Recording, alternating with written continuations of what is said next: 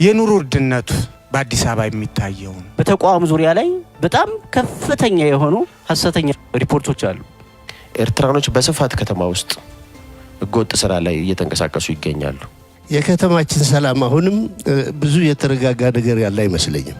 የኦነግ የብሔራዊ ምክር ቤት ስብሰባ ለማድረግ እንኳን አዳጋች ሆኖ እስከ ዛሬ የተቸገርንበት ያለንበት ሁኔታ ነው ያለው። የሰጣችኋቸውን ቤት እየሸጡት ነው። ሌብነት የተጋነነበት መጋነን ብቻ አይደለም፣ ፍቃድ ያለው በሚመስል ደረጃ በግልጽ የሚወራበት የጎረቤት ሀገሮች ጣልቃ ገብነት አለ። ከጊዜ ወደ ጊዜ ተደፈሩ ሞቱ የሚባሉ ህፃናትና ሴቶች በጣም በርካታ እየሆኑ ነውና በእናንተ በኩል ያለው ቁርጠኝነት ዛሬም ያኮረፉ ነፍጥ ያነገቡ በየቦታው የሚንቀሳቀሱ በንብረትም በሰው ህይወትም ላይ ጉዳት የሚያደርሱትን አሁንም ፈጽሞ ወደ ሰላማዊ መንገድ ለማምጣት ተጠናክረን መስራት አለብን።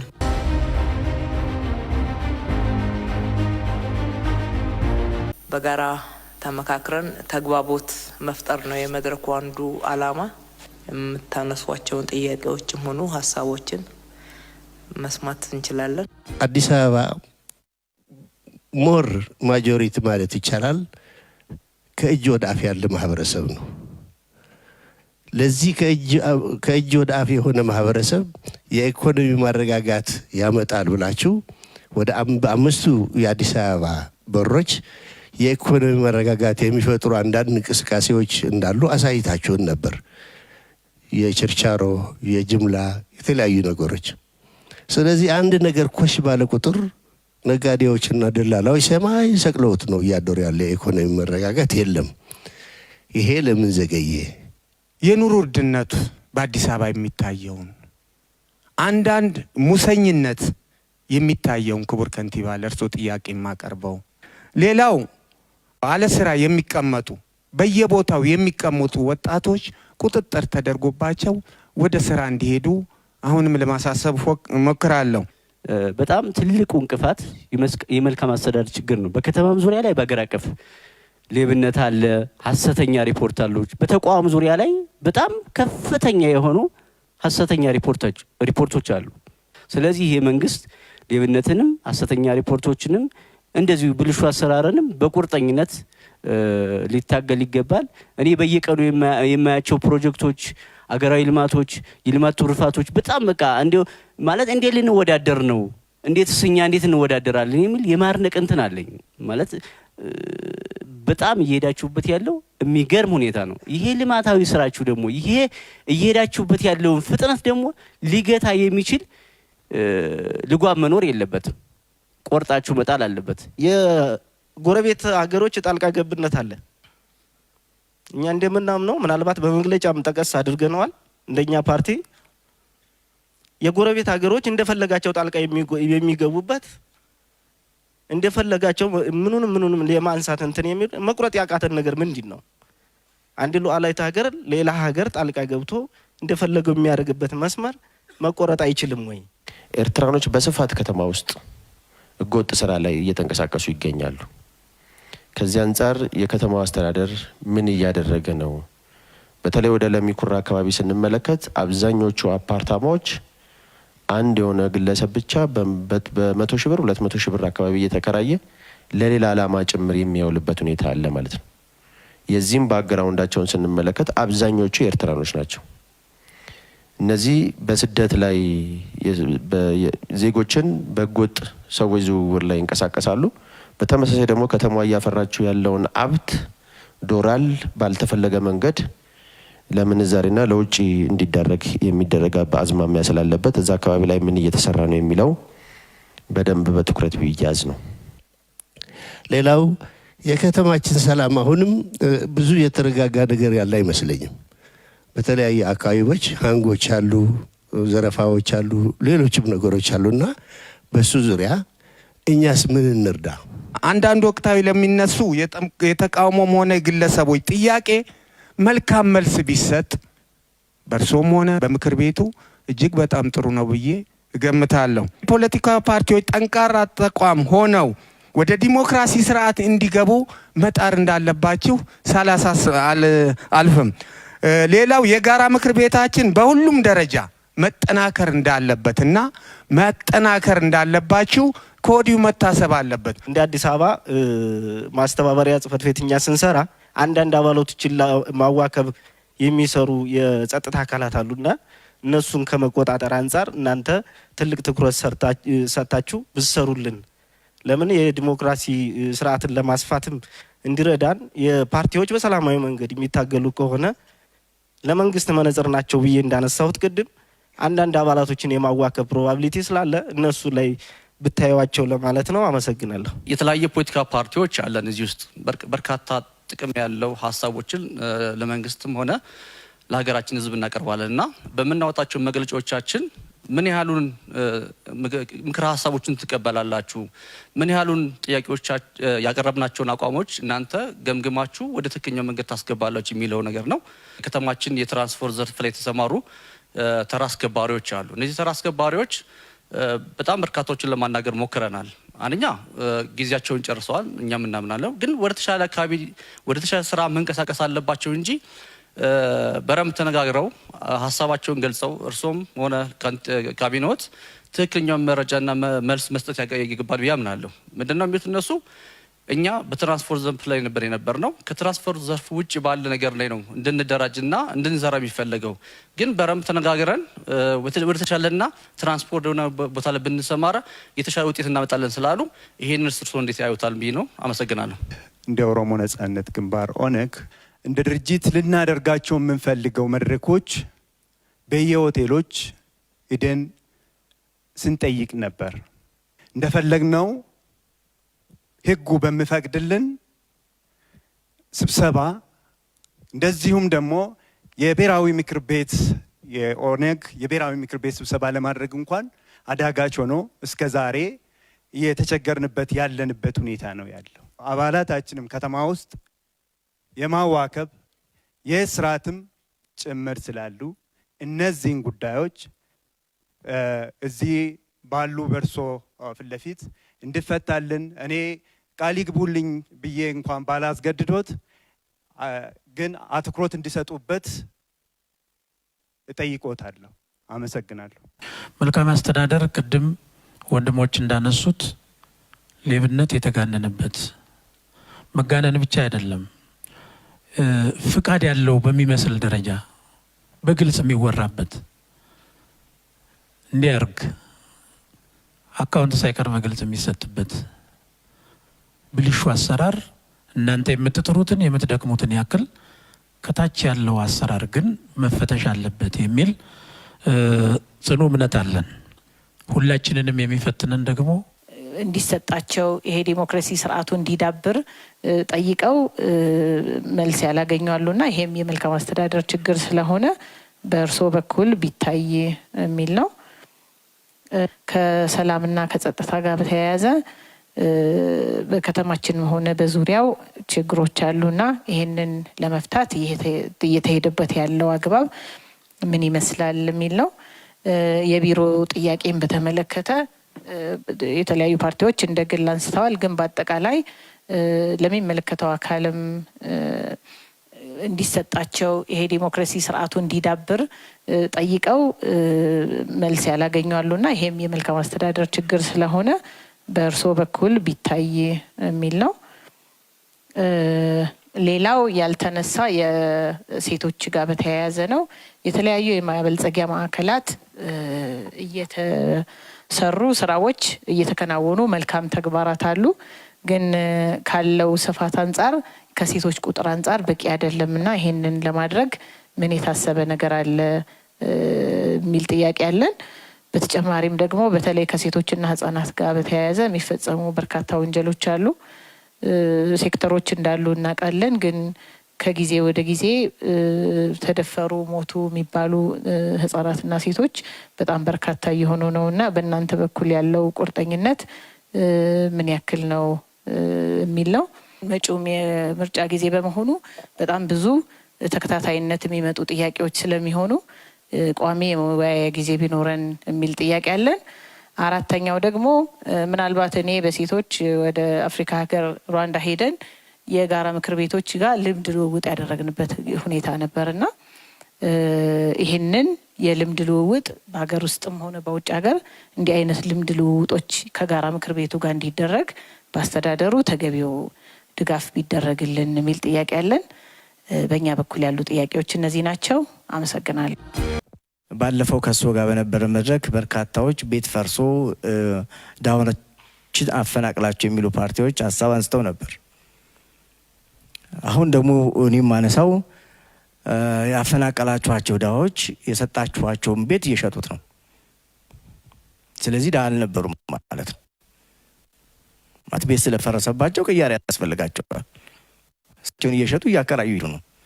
ይሄ ሙሉ የደላች ሚዲያ ላይ በግልጽ የሚታይ ነው።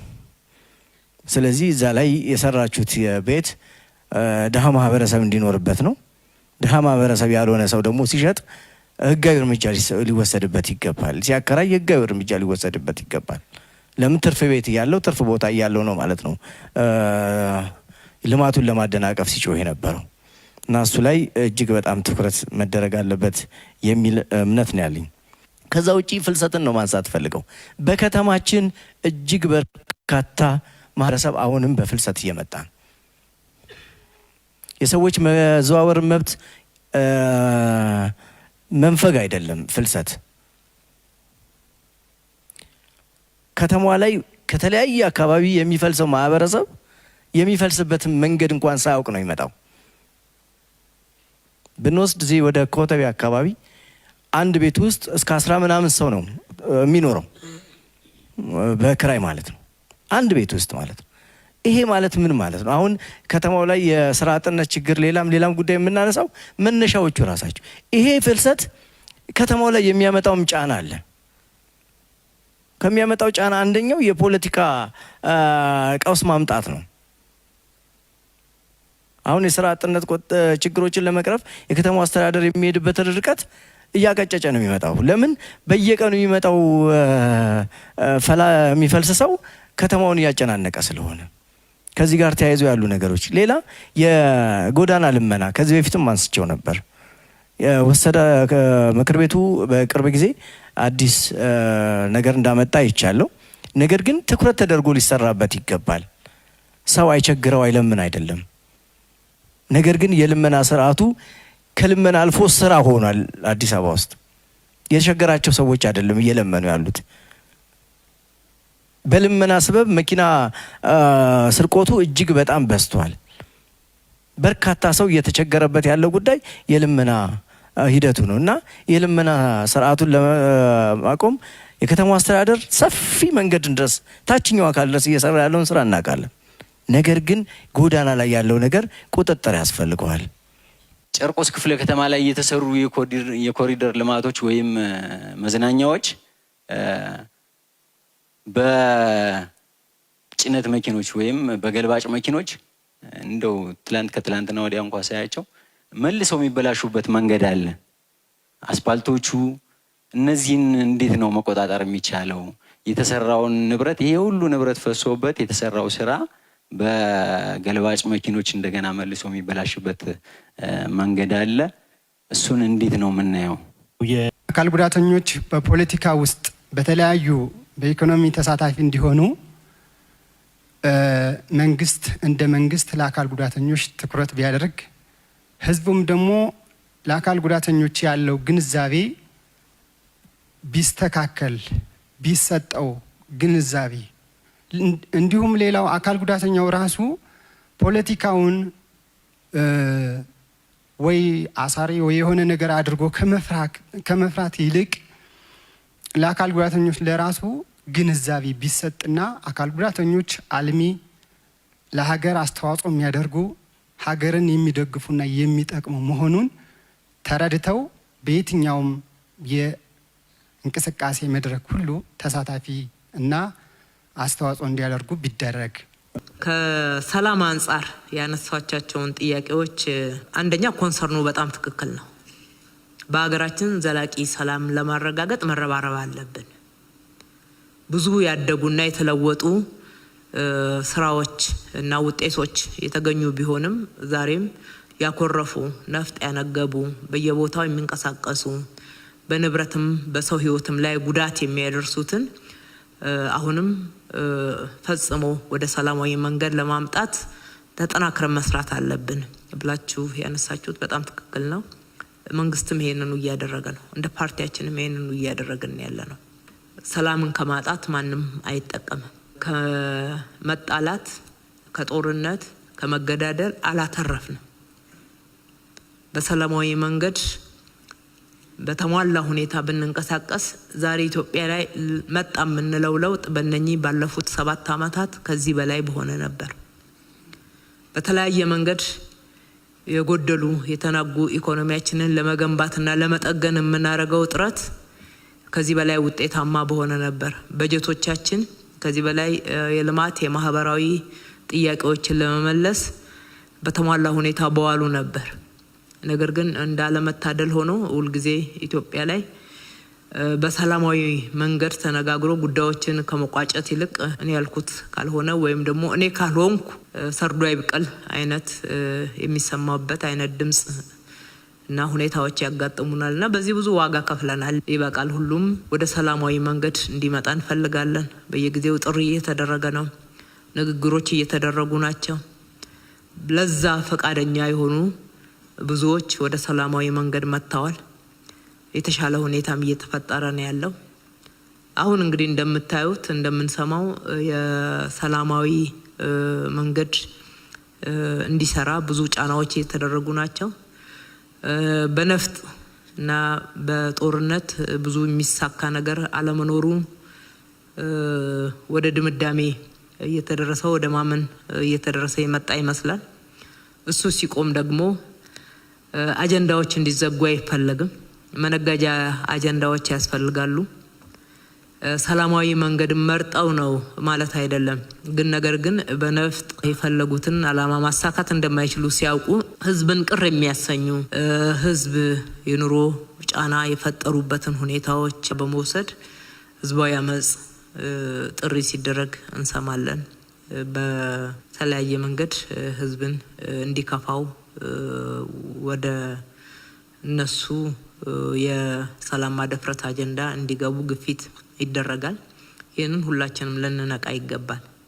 መመለስ ያለበት የህዝብ ጥያቄ የኢትዮጵያ አቅም በፈቀደ የከተማችን አቅም በፈቀደ ለመመለስ ምንም ወደ ኋላ የምንለው ጉዳይ አይደለም። ማንኛውም መመለስ ያለበት ጥያቄም በሰላማዊ መንገድ ብቻ ነው መመለስ ያለበት። ሁለተኛ የሀገርን አቅም ባገናዘበ ዘላቂ ልማታችንን በማያደናቅፍ መንገድ ነው መሆን ያለበት። ለጊዜው የሚመቸንን ነገር አድርገን በዘላቂነት እየተጎዳን ብንሄድ ምን ጥቅም አለ? ዋቅዳ ውሃ መለስ ነው የሚሆንብን። ነገር ግን ጨክነን አንዳንድ ትልቅ ለውጥ ሊያመጡ የሚችሉ ፕሮጀክቶችን መጨረስ ሀገራዊ ልማት ዘላቂ እንዲሆን ሰፊ የስራ እድልን የሚፈጥር የኑሮ ውድነቱን የገበያ መዛባቱን የሚያረጋጋ እንዲሆን እያደረግን ከሄድን በዘላቂነት ችግሮቻችንን እየፈታን መሄድ እንችላለን። ይህንን የኢትዮጵያን ነባራዊ ሁኔታ ባላገናዘበ መንገድ ልዩ ጫና በሁሉም አቅጣጫ በመፍጠር ለመሰነካከል የሚካሄደው የአፍራሽ ኃይሎች አካሄድ እንደሆነ ሁላችንም እኩል ግንዛቤ መያዝ፣ ይሄ እንዳይሰራ ይሄ እድል እንዳያገኝ በጋራ መስራት ይጠበቅብናል። ጥያቄ ያላቸው የተለያዩ የማህበረሰቦቻችን ክፍሎች እያዳመጥን ነው። ጥያቄዎቻችንን ማዳመጥ ግዴታ አለብን። በየአመቱ ነው እንደዚህ አይነት መድረክ የምናካሄደው። እንደምታውቁት ለእቅዶቻችን ግብአት እንጠቀማለን። ያሉትን የኑሮ ጫናዎች፣ ችግሮች ደግሞ አዳምጠን መፍትሄዎችን ሁልጊዜ በማበጀት በኩል 24/7 ነው እየሰራን ያለነው። እናንተም እንዳላችሁት እየለፋን ያለነውና ችግሮቹ ሊመለሱ የሚችሉት በዚህ መንገድ ነው፣ በመስራት ነው። ከዛ ውጪ የሰላምን በማደፍረስ የሚመጣ ነገር የለም። ሁሉም ተጎጂ ነው የሚሆነው። ይልቅ ሰላማችን ዘላቂ እንዳይሆን ሁልጊዜ ቆርቁዘን ለልመና እጃችንን የምንዘረጋ እንድንሆን የሚፈልጉ አካላት እድል ፈንታ እንዲያገኙ ከማድረግ ውጪ ለጊዜያዊ ካልሆነ በስተቀር በዘላቂነት የሚጠቀም ኢትዮጵያዊ የለም። ይህንን በማሳመን በኩል ጫናን በመፍጠር በኩል በጋራ እንስራ የሚለው ከኛም በኩል ለእናንተ የሚቀርብ ነው።